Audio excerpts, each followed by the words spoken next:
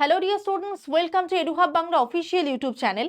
এই মুহূর্তে দাঁড়িয়ে সকলের মাথায় একটাই চিন্তা, ডাব্লিউবিসিএস 2024-এর প্রিলিমস কবে হবে।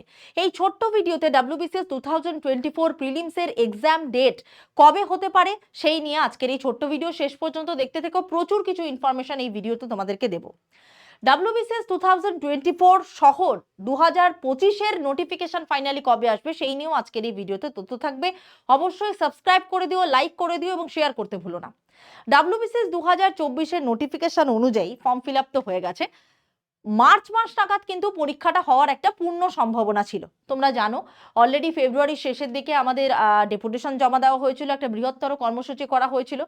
সেখান থেকে যেটুকু খবর উঠে আসছিল যে 2024-এর নোটিফিকেশন অনুযায়ী যে প্রিলিমস আমরা সকলেই একটা ধরে বেঁধে প্রিপারেশন করা শুরু করেছিলাম, যে সেটা প্রবাবলি ভোটের পরপরই নিয়ে নেওয়ার একটা পূর্ণ সম্ভাবনা তৈরি হচ্ছে, বা এই মুহূর্তে মার্চ মাসে দাঁড়িয়ে সেটার পরীক্ষা নেওয়াটা সম্ভব হয়ে উঠছে না। কিন্তু এই মুহূর্তে যে জায়গাতে গিয়ে পৌঁছেছে আমাদের রাজ্যের শাসন ব্যবস্থা, এবং সব থেকে বড় কথা, এখন তো মডেল কোড অফ কন্ডাক্ট নেই, তো এই মুহূর্তে দাঁড়িয়ে কোনো পার্টিকুলার সরকার নেই।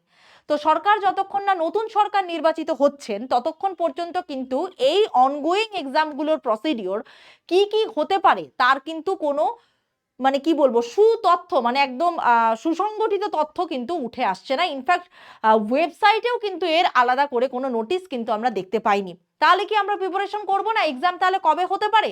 2024-এর নোটিফিকেশন অনুযায়ী প্রিলিমসের এক্সাম কিন্তু মে মাসেও হওয়া সম্ভব নয়। তার কারণ 4 মে ভোট। যে সরকারি আসুক না কেন তাদের পুরো কাজটা করে উঠতে মে মাস চলে যাবে, তারা এই নিয়ে মাথা কিন্তু ঘামাবে না। তো পরীক্ষাটা হতে হতে, কোয়েশ্চেন সেট করে অ্যালটমেন্ট হতে হতে, যেহেতু এসএলএসটির এখন নতুন ভেরিফিকেশন চলছে, স্কুল অ্যালটমেন্ট চলছে, কাউন্সেলিং চলছে, তো সেক্ষেত্রে সেটা করতে করতেও কিন্তু জুন মাস পেরিয়ে যাওয়ার একটা পূর্ণ সম্ভাবনা আছে।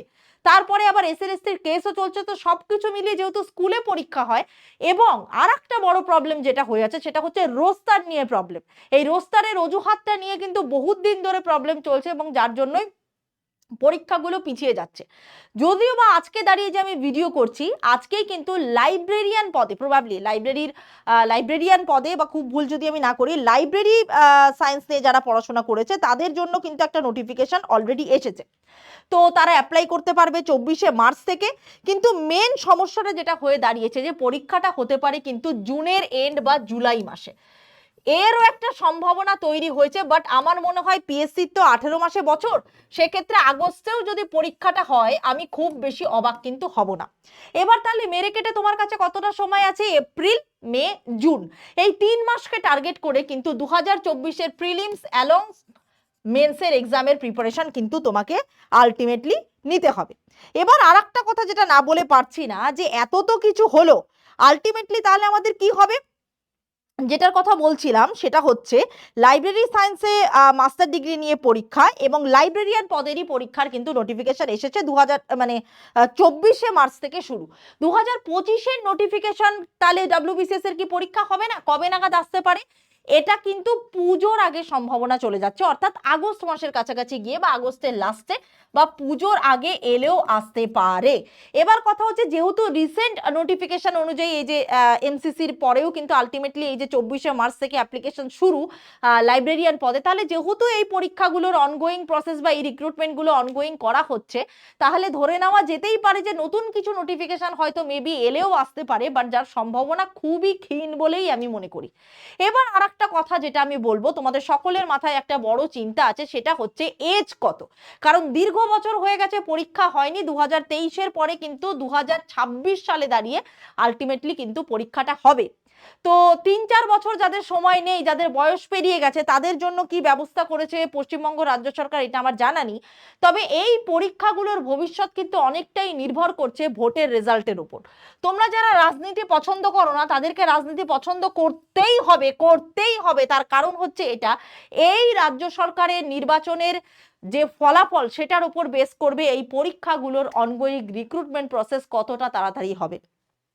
পশ্চিমবঙ্গ সরকার এতদিন যেটা ছিল আমাদের তৃণমূল সরকারের গভর্নমেন্ট, তো তারা যে একেবারে, যেহেতু এখন এই মুহূর্তে এমসিসি লাগু হয়ে গেছে, তো তারা কিন্তু যেভাবে পরীক্ষাগুলো নিয়েছে, এক একটা পরীক্ষার রিক্রুটমেন্ট করতে 3-4 বছর করে সময় নিয়েছে। এইবারে দুজনেরই ইস্তেহার এবং চার্জশিট বেরিয়েছে। এই মুহূর্তে বিরোধী পক্ষ বিজেপি হিসেবেই আছে, আমি নাম করেই বলছি, তার কারণ হচ্ছে এই দুজন দলের মধ্যে এখন চলছে তোমার হাড্ডাহাড্ডি লড়াই। মানুষের মতামত কিন্তু ভিন্ন হতেই পারে।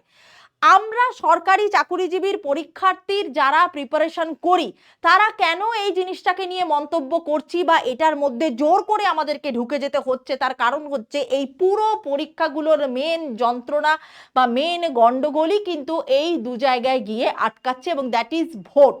এবং এই ভোটের জন্য যেমন আমরা প্রচুর কিছু পেয়েছি, তেমনি এই ভোটের জন্য আমাদের বছরের পর বছর রোস্টারের জন্য, নানা রকম কেসের জন্য পরীক্ষা কিন্তু আটকে থেকেছে, রেজাল্ট হয়নি। ইনফ্যাক্ট 2022-এর গ্রুপ ডির রেজাল্ট এই 2026-এর মার্চ এপ্রিল মাসে গিয়ে বেরোতে চলেছে, অর্থাৎ 4 বছর লেগে যাচ্ছে একটা পরীক্ষার রিক্রুটমেন্ট করতে।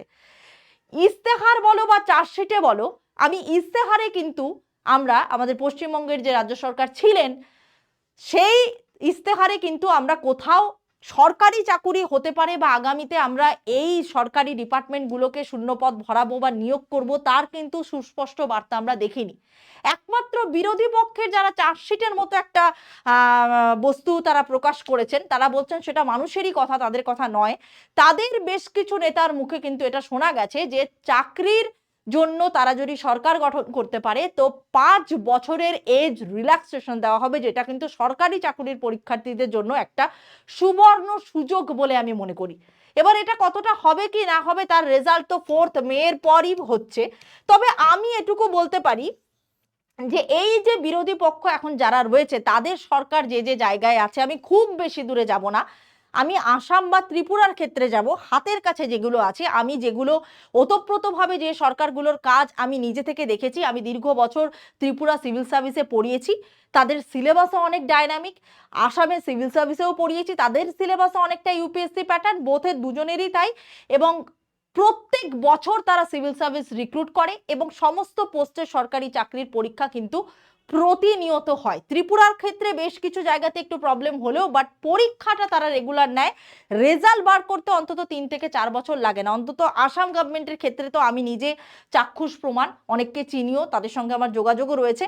আমি কোনো রাজনীতির মেলবন্ধনে আমি যাব না, কোনো রাজনীতিক গন্ধে আমি যাব না, কিন্তু আলটিমেটলি এই পরীক্ষাগুলো বা এই পরীক্ষাগুলোর রেজাল্ট যে সরকারি আসুক না কেন, 4 মের পর কিন্তু তারা এই দায়িত্বটা নিয়ে আবার নতুন করে ভাবনা চিন্তা করবে। তবে রিক্রুটমেন্ট হবে না, 5 বছর ধরে রিক্রুটমেন্ট হবে না, কোনো নোটিফিকেশন আসবে না, এটা কিন্তু সম্পূর্ণরূপে গুজব। এটা সম্পূর্ণরূপে গুজব। এটা একদম বলতে পারো সাংবিধানিক একটা ব্যাপার যে তোমাকে, এটা একটা বডি, তারা কিন্তু রিক্রুটমেন্ট করবে সরকারি চাকরি নিয়োগ করতে। যে সরকারি আসুক, আমাদের পূর্বতন যে পশ্চিমবঙ্গ রাজ্য সরকার ছিল, সেও যদি ফিরে আসে, তাকে নিয়োগ কিন্তু করতেই হবে। কিন্তু এই মুহূর্তে দাঁড়িয়ে ইলেকশনের রেজাল্ট কিন্তু অনেক দিগন্ত খুলে দিতে পারে, বা আবার যদি পুরনো কেউ, মানে পুরনোরা যারা ভুল করে এসেছে বা তারা যদি আবার ক্ষমতায় আসে, তারা কিন্তু নতুন করে আবার সেই ভুলগুলোকে সংশোধন করার জন্য কিন্তু আবার বেশি করে, মানে খুব তাড়াতাড়ি তারা রিক্রুটমেন্ট প্রসেসের দিকে এগিয়ে গেলেও যেতে পারে। তো এটা সম্পূর্ণ তোমাদের ওপর আমি মতামত ছাড়লাম, তোমাদের সবার মতামত তোমরা জানাতে পারো। বাট 2025-এর নোটিফিকেশন তোমরা আলটিমেটলি আগস্ট সেপ্টেম্বরের আগে দেখতে পাবে না। আর একটা কথা, বিরোধী পক্ষ এটাও জানিয়েছে, তারা যদি ক্ষমতায় আসে 45 দিনের মধ্যে তারা শূন্যপদ ভরানোর জন্য চেষ্টা করবে বা শূন্যপদ ভরানোর প্রসিডিওর তারা শুরু করবে। আমি জানি না, এগুলো তাদের সমস্তটা শোনা কথা, হলে সেটা মানুষ বিশ্বাস করতে পারে। এতদিন যেটা দেখে এসেছি সেটার জন্যই আজকে এই কথাবার্তা বলা। তো সুতরাং 2024-এর পরীক্ষা, প্রিলিমসের পরীক্ষা কিন্তু জুলাই মাসের আগে, জুন মাসের শেষ বা জুলাই মাসের আগে হওয়ার সম্ভাবনা নেই বললেই চলে। তো তোমাদের মতামত জানাতে ভুলো না, সবাই লাইক করে দিও, শেয়ার করে দিও, কমেন্ট করে দিও, সাবস্ক্রাইব করতে ভুলো না। যা যা তথ্য আসবে তোমাদের সামনে লাগাতার পেশ করতে থাকবো।